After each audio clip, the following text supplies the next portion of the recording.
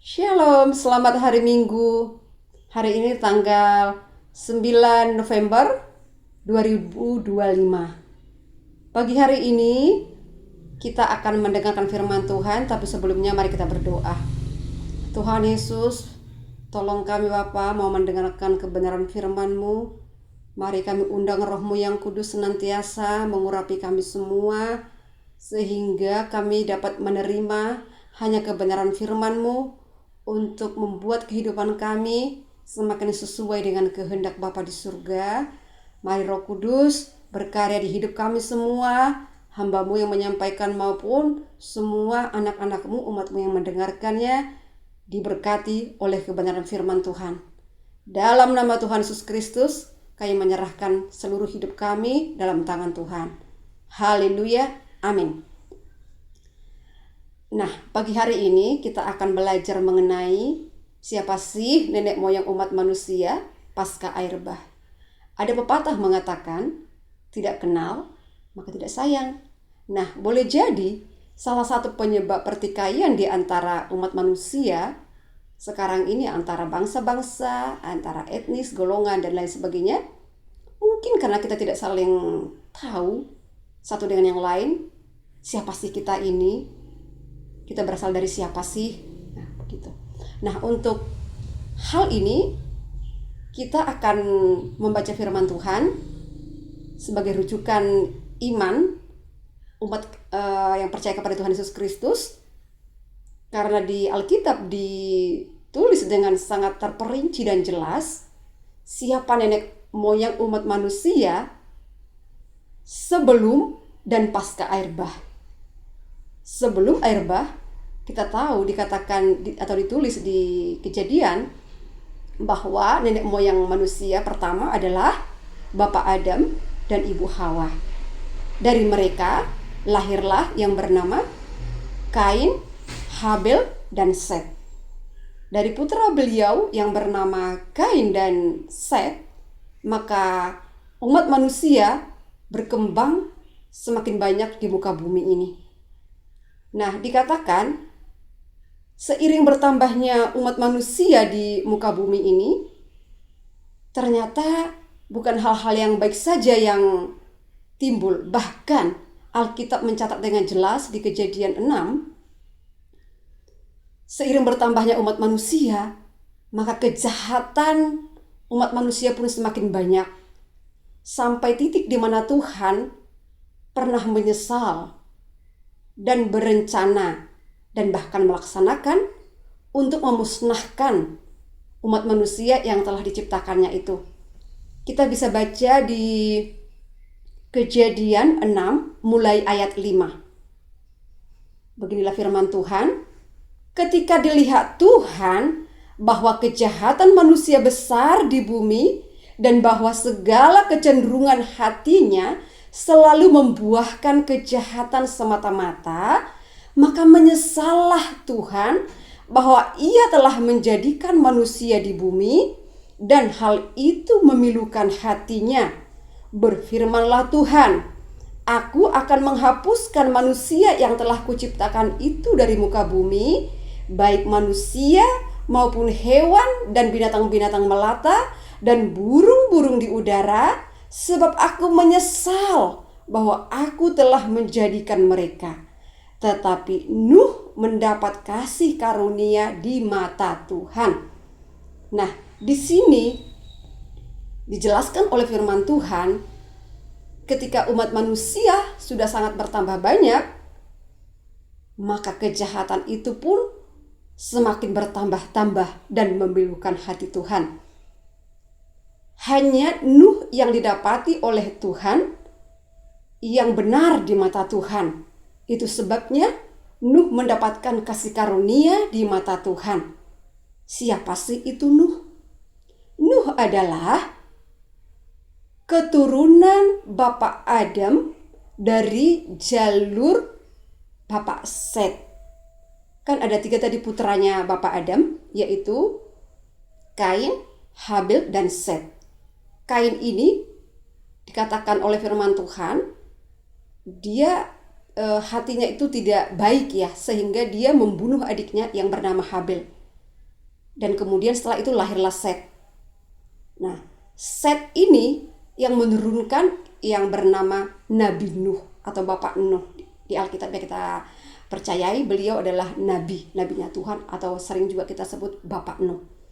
Nah, dari Bapak Adam ke Bapak Nuh itu ada 10 generasi. Jadi setelah Bapak Adam kemudian melahirkan Bapak Set, kemudian Kenan, Mahalaleel, Yared, kemudian juga Henok, Metusalah, Lamek, dan generasi ke-10 adalah Bapak Nuh dari Bapak Adam. Nah, rentang waktu dari Bapak Adam ke Nuh itu atau ke Bapak Nuh adalah 1656 tahun. Itu tercatat di Alkitab di Kejadian 5. Kita semua boleh mempelajarinya ya. Jadi karena di sana dicatat usianya Bapak Adam berapa dan sampai ke generasi ke-10 itu berapa. Maka kita tahu dari 10 generasi ini kita hitung usianya terdapat 1656 tahun rentang waktu. Pada titik itu, pada generasinya Pak Nuh, di zamannya Pak Nuh itu, ternyata Tuhan sudah tidak sanggup lagi melihat kejahatan umat manusia.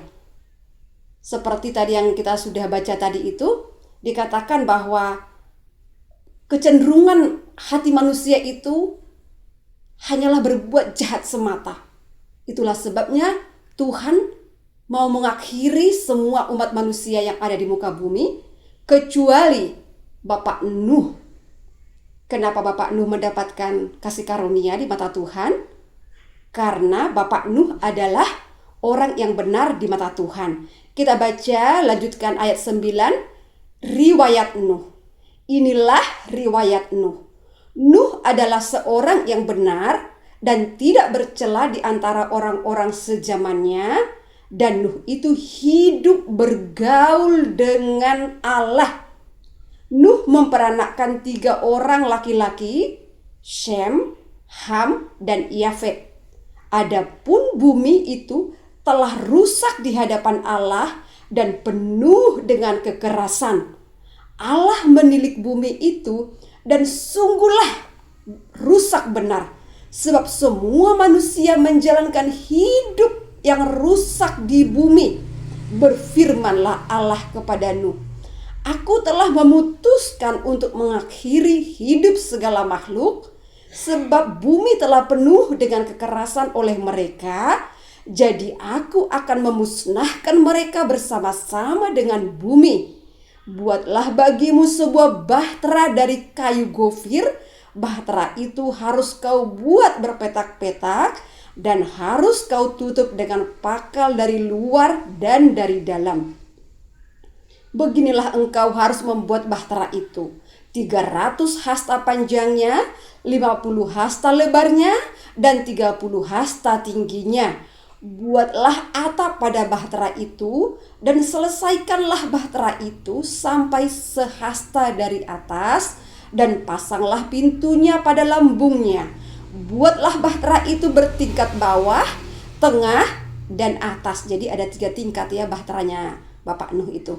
Sebab sesungguhnya aku akan mendatangkan air bah meliputi bumi untuk memusnahkan segala yang hidup dan bernyawa di kolong langit. Segala yang ada di bumi akan mati binasa. Tetapi dengan engkau, aku akan mengadakan perjanjianku, dan engkau akan masuk ke dalam bahtera itu, engkau bersama-sama dengan anak-anakmu dan istrimu dan istri anak-anakmu. Dan dari segala yang hidup, dari segala makhluk, dari semuanya haruslah engkau bawa 1 pasang ke dalam bahtera itu, supaya terpelihara hidupnya bersama-sama dengan engkau. jantan dan betina harus kau bawa. Dari segala jenis burung dan dari segala jenis hewan dan dari segala jenis binatang melata di muka bumi, dari semuanya itu harus datang satu pasang kepadamu supaya terpelihara hidupnya. Dan engkau bawalah bagimu segala apa yang dapat dimakan. Kumpulkanlah itu padamu untuk menjadi makanan bagimu dan bagi mereka. Lalu Nuh melakukan semuanya itu tepat seperti yang diperintahkan Allah kepadanya. Demikianlah dilakukannya. Firman Tuhan ini menjelaskan betapa Bapak Nuh ini adalah orang yang bergaul karib dengan Tuhan, bisa mendengarkan suara Tuhan dengan jelas dan taat melakukannya. Dikatakan kekerasan itu adalah hal-hal yang menyakitkan hati Tuhan. Seperti Kain membunuh adiknya sendiri. Bukan karena adiknya jahat, bukan karena adiknya berbuat kesalahan kepadanya, tetapi hanya karena adiknya itu yang bernama Habel mempersembahkan korban kepada Tuhan dari ternak yang dia miliki, karena dikatakan di Alkitab dia seorang peternak, lalu dia mempersembahkan ternaknya kepada Tuhan dan Tuhan berkenan akan persembahannya itu, Tuhan menerimanya. Sedangkan dikatakan Kain mempersembahkan sebagian dari buah-buahan, atau karena dia seorang petani, dari hasil bumi atau hasil pertanian dia persembahkan. Dan ternyata Tuhan berkenan akan persembahan daripada Habel. Ini memang ada pelajaran khusus ya, kenapa persembahannya Habel diterima oleh Tuhan. Dijelaskan juga, Tuhan bertanya kepada Kain, Kain, kenapa mukamu muram? Kalau hatimu baik dan engkau berbuat baik, maka engkau tidak akan berbuat hal yang jahat. Bahkan dosa sudah mengintip di hatimu, kata Tuhan kepada Kain ketika dia berencana untuk membunuh adiknya itu. Dia benci hanya karena iri gitu loh. Iri persembahannya adiknya itu, si Habel, diterima oleh Tuhan. Ketika Bapak Adam dan Ibu Hawa berdosa, dengan mereka melanggar perintah Tuhan, yang mana Tuhan perintahkan mereka supaya tidak memakan buah pengetahuan yang baik dan yang jahat, pengetahuan yang jahat yang ada di tengah-tengah Taman Eden, dan ternyata mereka melanggar, mereka memakannya. Ini hanya singkatnya saja ya. Dan akhirnya dikatakan itu mereka telanjang, mereka tidak berpakaian, dan ketika mereka menyadari itu, mereka malu dan mereka menutupi rasa malu mereka itu dengan daun-daun. Dikatakan itu mereka, kalau bahasanya sekarang ini, menyemat itu atau menjahit daun-daun yang ada di taman itu dan menutupi tubuh mereka. Namun Tuhan mencari mereka dan juga mengganti pakaian mereka. Tuhan ternyata tidak berkenan akan pakaian itu, tapi Tuhan menggantikan pakaian Bapak Adam dan Ibu Hawa dari kulit binatang. Tentulah kulit binatang itu didapatkan setelah menyembelih hewan atau binatang tersebut ya. Memang tidak dijelaskan itu binatang apa yang disembelih oleh Tuhan, tetapi Tuhan mengatakan dengan jelas di sana bahwa Tuhan memberikan mereka pakaian yang terbuat dari kulit binatang. Nah, ini memang ada kaitannya dengan korban Kristus ya. Jadi pada zaman dahulu itu sedikit bahwa manusia, khususnya manusia di zaman Israel itu, bahkan mulai dari Bapak Abraham di Kejadian 12 itu, dikatakan kalau mereka itu berbuat salah, mereka harus mempersembahkan korban kepada Tuhan ya. Karena manusia yang berbuat dosa itu adalah yang punya nyawa, maka yang harus mereka korbankan itu adalah yang juga nyawa, tentunya yang tidak bersalah. Bapak Adam sudah bersalah dan bahkan keturunan-keturunannya pun sudah bersalah. Nah, jadi yang dikorbankan itu adalah hewan. Nah, kita tahu bahwa hewan itu kan tidak sama dengan manusia yang bisa mempertanggungjawabkan perbuatannya. karena hewan itu pakai insting. Tapi kalau kita manusia yang diberikan oleh Tuhan akal, kehendak, bisa mengetahui yang baik dan yang jahat. Namun kita diperintahkan oleh Tuhan harus memilih yang baik. Seperti Bapak Adam dengan Ibu Hawa, jangan memakan buah yang di tengah-tengah itu, buah pengetahuan yang baik dan jahat. Jadi kita disuruh memilih yang baik saja. Nah, itu akan ada pelajaran berikutnya ya. Tetapi kita hari ini khusus mau mempelajari kita ini keturunannya siapa, nenek moyang kita itu siapa, lebih spesifiknya setelah air bah. Jadi kita ini umat manusia dikatakan oleh Alkitab adalah keturunannya Bapak Nuh, karena semua umat manusia dari keturunannya Kain dan dari keturunannya Bapak Set sekalipun dibinasakan oleh Tuhan melalui air bah, kecuali Bapak Nuh beserta dengan istrinya dan ketiga putranya, yaitu Sem, Ham, dan Yafet, dan ketiga istri daripada putra-putranya. Jadi 3 anaknya, 3 menantunya, jadi 8 orang ya. Hanya 8 orang yang masuk ke bahtera yang dibuat oleh Bapak Nuh tadi itu, dan beserta hewan-hewan yang diperintahkan oleh Tuhan tadi untuk dibawa masuk ke bahtera. Setelah selesai Bapak Nuh beserta putra-putranya membuat bahtera tersebut, maka Tuhan memerintahkan beliau dengan putra-putrinya atau dengan keluarganya untuk masuk ke bahtera yang telah mereka buat. Dikatakan di Kejadian 7 mulai ayat 1, air bah. Lalu berfirmanlah Tuhan kepada Nuh, masuklah ke dalam bahtera itu engkau dan seisi rumahmu, sebab engkaulah yang kulihat benar di hadapanku di antara orang zaman ini. Dari segala binatang yang tidak haram, haruslah kau ambil 7 pasang, jantan dan betinanya. Tetapi dari binatang yang haram, 1 pasang, jantan dan betinanya. Juga dari burung-burung di udara, 7 pasang, jantan dan betinanya, supaya terpelihara hidup keturunannya di seluruh bumi. Sebab 7 hari lagi aku akan menurunkan hujan ke atas bumi, 40 hari 40 malam lamanya. Dan aku akan menghapuskan dari muka bumi segala yang ada yang kujadikan itu.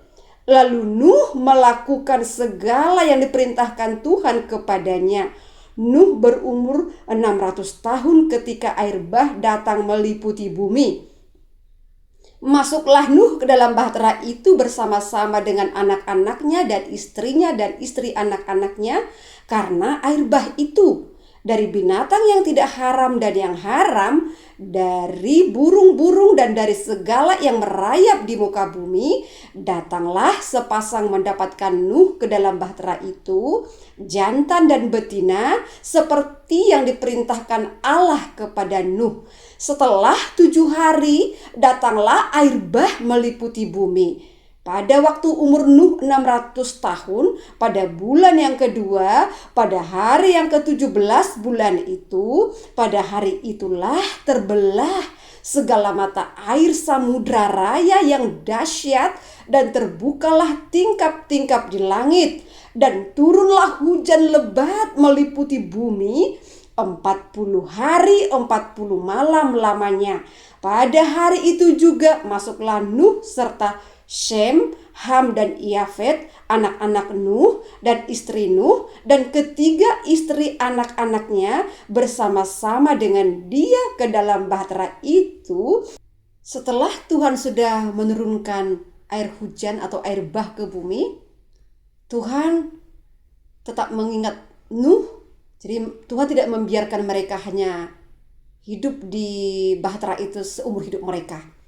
Dikatakan di Kejadian 8 mulai ayat 1, air bah surut, maka Allah mengingat Nuh dan segala binatang liar dan segala ternak yang bersama-sama dengan dia di dalam bahtera itu, dan Allah membuat angin berhembus melalui bumi sehingga air itu turun.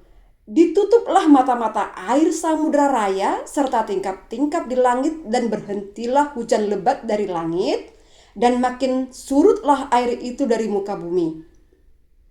Demikianlah berkurang air itu sesudah 150 hari. Dalam bulan yang ketujuh, pada hari yang ke-17 bulan itu, terkandaslah bahtera itu pada pegunungan Ararat.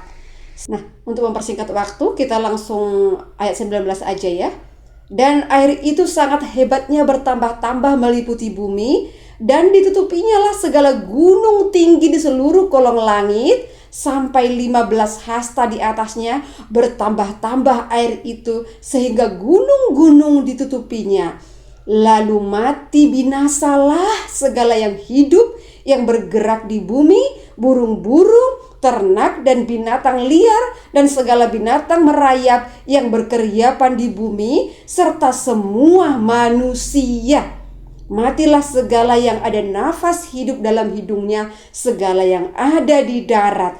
Demikianlah dihapuskan Allah segala yang ada, segala yang di muka bumi, baik manusia maupun hewan dan binatang melata dan burung-burung di udara, sehingga semuanya itu dihapuskan dari atas bumi. Hanya Nuh yang tinggal hidup dan semua yang bersama-sama dengan dia dalam bahtera itu. Nah, di situ dikatakan hanya Nuh dan semua yang bersama-sama dengan Nuh di dalam bahtera itu yang hidup. Nah, sekarang kita tahu bahwa ketiga putra Bapak Nuh adalah bapa daripada segala umat manusia yang ada di muka bumi ini. Dari ketiga putranya Bapak Nuh tadi itu Bapak Sem, itu menjadi nenek moyang bangsa-bangsa di Asia Barat, seperti orang Yahudi atau orang Ibrani ya, kemudian juga orang Arab. Jadi bangsa Israel itu dan orang Arab itu adalah keturunan daripada Bapak Sem. Itu makanya dikatakan mereka itu Semitik ya, kaum Semitik itu adalah maksudnya keturunannya Sem. Sedangkan Ham itu menjadi nenek moyang bangsa-bangsa Afrika dan beberapa wilayah Asia. Dan Yafet itu menjadi nenek moyang daripada bangsa-bangsa di Eropa dan Asia Utara. Nah, mungkin di antara kita ada yang bertanya, lah kalau kita ini berasal dari satu keluarga, yaitu dari keluarga Nabi Nuh, lah kenapa kita ini kok bisa berbeda-beda bahasa? Biasanya kan kalau dari satu keluarga itu biasanya kan satu bahasa. Nah, Alkitab mengatakan hal itu memang. Pada awalnya semua manusia ini satu bahasa. Tetapi di Alkitab ada ceritanya. Sebab itu kemarin kita baca di Kejadian pasal 11 mulai ayat 1. Menara Babel. Adapun seluruh bumi satu bahasanya dan satu logatnya. Maka berangkatlah mereka ke sebelah timur dan menjumpai tanah datar di tanah Sinear, lalu menetaplah mereka di sana. Mereka berkata seorang kepada yang lain, marilah kita membuat batu bata dan membakarnya baik-baik. Lalu bata itulah dipakai mereka sebagai batu dan tergala-gala sebagai tanah liat. Juga kata mereka, marilah kita dirikan bagi kita sebuah kota dengan sebuah menara yang puncaknya sampai ke langit. Dan marilah kita cari nama, supaya kita jangan terserak ke seluruh bumi. Lalu turunlah Tuhan untuk melihat kota dan menara yang didirikan oleh anak-anak manusia itu. Dan ia berfirman, mereka ini satu bangsa dengan satu bahasa untuk semuanya. Ini barulah permulaan usaha mereka. Mulai dari sekarang apapun juga yang mereka rencanakan, tidak ada yang tidak akan dapat terlaksana. Baiklah kita turun dan mengacau balaukan di sana bahasa mereka, sehingga mereka tidak mengerti lagi bahasa masing-masing. Demikianlah mereka diserahkan Tuhan dari situ ke seluruh bumi, dan mereka berhenti mendirikan kota itu. Itulah sebabnya sampai sekarang nama kota itu disebut Babel, karena disitulah dikacau balaukan Tuhan bahasa seluruh bumi, dan dari situlah mereka diserahkan Tuhan ke seluruh bumi. Nah, saudara-saudara, kalau kita baca di Kejadian ketika Tuhan merencanakan manusia dan menciptakannya, Tuhan berfirman, penuhilah bumi dan taklukkanlah itu.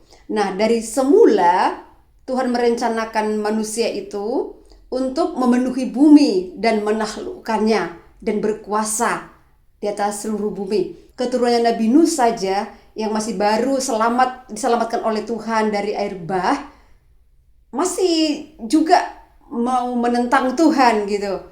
Tuhan berfirman, penuhilah bumi, tetapi mereka berkata, kita harus buat menara dari bumi ini sampai ujungnya sampai ke langit, supaya kita jangan terserak. Nah, Tuhan bilang kan, beranak cucu dan penuhi bumi, taklukkan bumi gitu. Nah, tapi mereka bilang, jangan kita berserak. Sejarah dunia dan migrasi bangsa-bangsa. Sejarah dunia mencatat migrasi bangsa-bangsa yang kompleks dan beragam. Bangsa-bangsa berpindah dari satu wilayah ke wilayah lain, membawa budaya dan bahasa mereka. Migrasi bangsa Austronesia berpindah dari Taiwan ke Filipina, Indonesia, dan Pasifik, membawa budaya dan bahasa mereka. Migrasi bangsa Indo-Eropa. Bangsa Indo-Eropa berpindah dari Asia Tengah ke Eropa dan Asia Selatan, membawa bahasa dan budaya mereka. Nah, keragaman dan kesamaan bangsa-bangsa. Meskipun bangsa-bangsa di dunia memiliki keragaman budaya dan bahasa, terdapat kesamaan dalam hal nilai-nilai dan kebutuhan dasar manusia. Jadi meskipun kita itu sekarang ini berbeda secara bangsa, mungkin secara etnis atau suku atau budaya ya, namun kita itu memiliki nilai-nilai universal atau nilai-nilai yang umum gitu.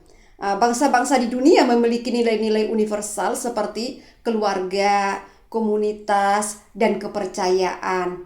Nah, jadi baiklah, khususnya kita ini bangsa Indonesia yang beragam suku, bahasa daerah, budaya. Kita ingat, meskipun kita berbeda-beda, namun selain kita diikat oleh bangsa yang satu yaitu bangsa Indonesia, diikat oleh bahasa yang satu yaitu bahasa Indonesia, dan juga kita bertanah air satu yaitu tanah air Indonesia, namun kita juga adalah satu keluarga, memiliki nilai-nilai universal, kebutuhan untuk berkeluarga, kebutuhan untuk makan, minum atau sandang, pangan, papan ya, itu nilai dasar manusia, kebutuhan, bukan nilai, maksud saya kebutuhan yang sangat basic dari seorang manusia, dan termasuk kepercayaan.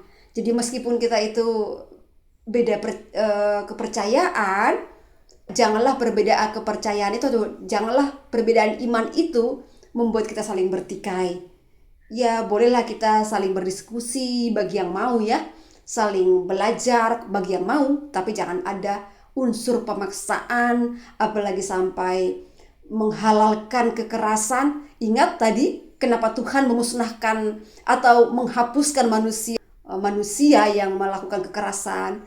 Itu adalah karena itu tadi perbedaan, boleh dikatakan ya, karena penyembahan kepada Tuhan, berhubungan dengan Tuhan. Masih ingat kan? Nah, jadi janganlah sampai hal-hal kekerasan-kekerasan berdasarkan agama atau iman atau kepercayaan itu kita teruskan ya, seperti yang dilakukan oleh Kain itu. Kain persembahan adiknya ya, yang diterima Tuhan persembahan dia karena memang ternyata Tuhan mengkehendaki yang sesuai dengan kehendak Tuhan tadi itu, dan tentunya sesuai dengan aturan-aturan mainnya Tuhan, bukan aturan mainnya manusia gitu. Nah, jadi sekarang ini di Indonesia kita terdiri dari 6 agama yang diakui secara hukum ya. Kepercayaan-kepercayaan ya mungkin banyak ya di lokal-lokal atau di daerah-daerah ada. Tetapi seingat saya, setahu saya itu ada 6 agama ya. Islam, Kristen, Katolik, Hindu, Buddha, terus Konghucu. Nah, yang saya tahu itu ada 6 yang diakui secara hukum.